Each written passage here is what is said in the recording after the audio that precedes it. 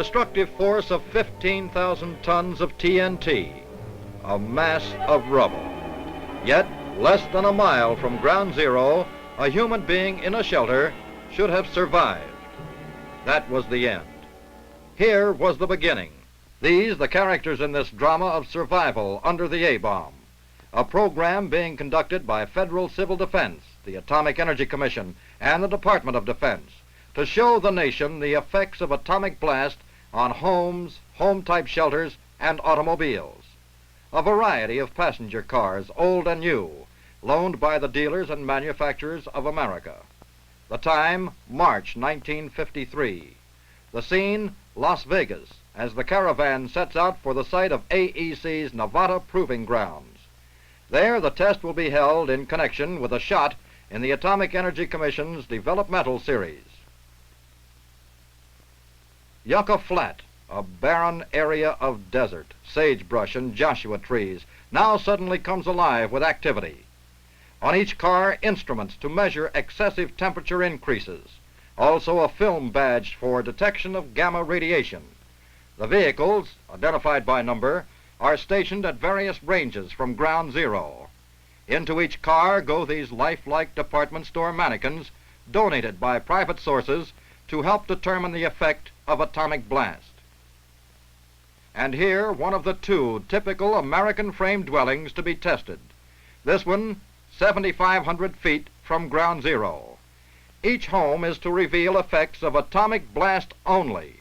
Indoors are no utilities that might cause fire. Venetian blinds on windows facing the blast help keep out heat flash.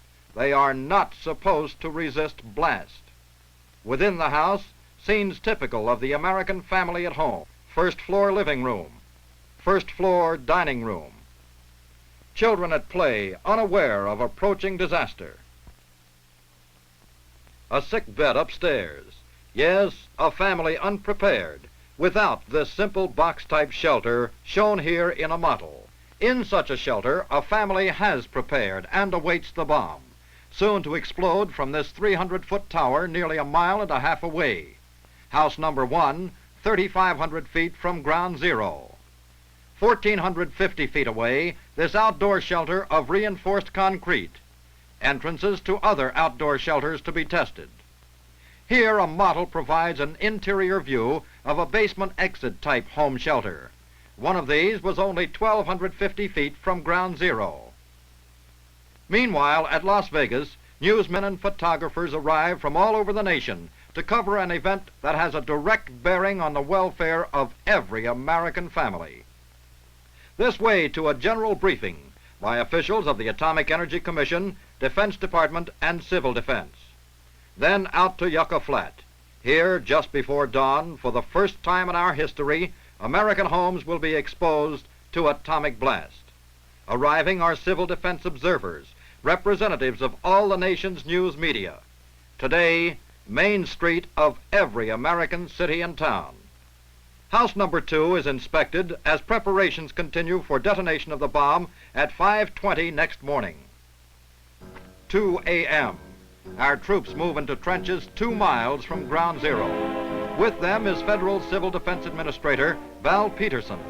In the darkness of News Knob, 7.5 miles from ground zero, nearly 1,000 observers gather.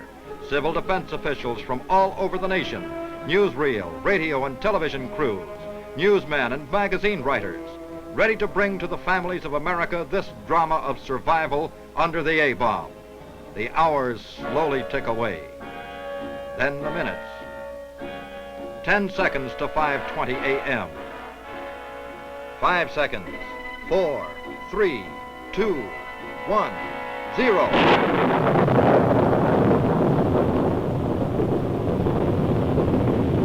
House number 1 as the blast hits it. On News Knob, civil defense observers witness effects of the blast in the tremendous glare of the fireball.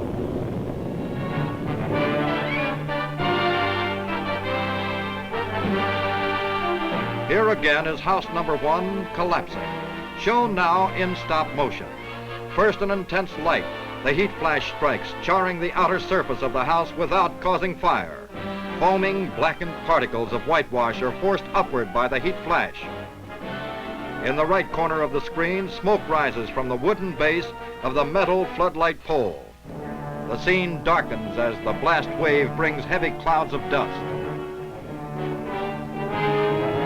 The forward part of the roof is snapped upward like a lid, crashing into the rear yard. Now the blast wave gets inside and the house, under tremendous pressure, blows apart. Remember, what you have seen here in detail happened in just 2 1/3 seconds. Within minutes after the blast, our troops move into no man's land as part of their own test exercise. Civil defense teams could have moved in just as quickly to rescue the injured. In the cold light of dawn, television cameras on News Knob make the threat of the mushroom cloud a dark reality in homes across the nation. First to arrive from the forward area is Federal Civil Defense Administrator Val Peterson. Escorted to News Knob, the top FCDA official reports his experience. In the trench with our troops only 2 miles from ground zero, he suffered no effects from blast, heat, or radiation. Information about test results is given by Dr. Alvin C. Graves, Atomic Energy Commission Test Director.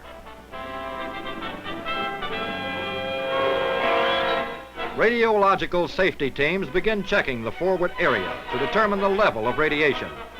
House number 2, farthest from ground zero, badly damaged but still standing. On house number 2 exterior, blown out windows, sashes, and frames. Remember this family? They did not take shelter. Their living room after the blast. Mannequins thrown about, clothing cut, plaster bodies pockmarked by flying glass. Remember this dining room group? Again, effects of an atomic blast in the house farthest from ground zero. Injury, perhaps death, in a tangle of debris, the result of being unprepared. Second floor bedroom, plaster and windows damaged, roof sprung, rafters broken. House number 1, nearest ground zero, almost complete destruction, a mass of rubble and debris. The roof blown into several sections. Now you enter house number 1, first floor disintegrated, second floor collapsed. No protection for this family trapped in debris. Note the pushed-back wooden girders, blocked, the stairway into the basement. Part of the kitchen and dining room have fallen into the basement. Yet in this lean-to shelter you discover indications that a human being might have survived the blast with simple protection. In house number 2, a cracked beam above the basement box-type shelter. But within, this family, which was prepared, was neither moved nor harmed. Outdoors, at various ranges from ground zero, nearly every car driven into the area could be driven out again under its own power in spite of damage. Headlines brought the Operation Doorstep story into the homes of 30 million families, left them wondering how they might be affected. Engineering research goes on. Other civil defense tests will be held. But already we know these facts. An outdoor shelter provides the best chance for survival from atomic blast. Second safest, a basement lean-to or box-type shelter. Your local civil defense office can provide construction data for these simple, inexpensive home shelters. Today, there is no second best for families' civil defense. The urgent need to prepare now against the threat of atomic warfare. Or will you, like a mannequin, just sit and wait?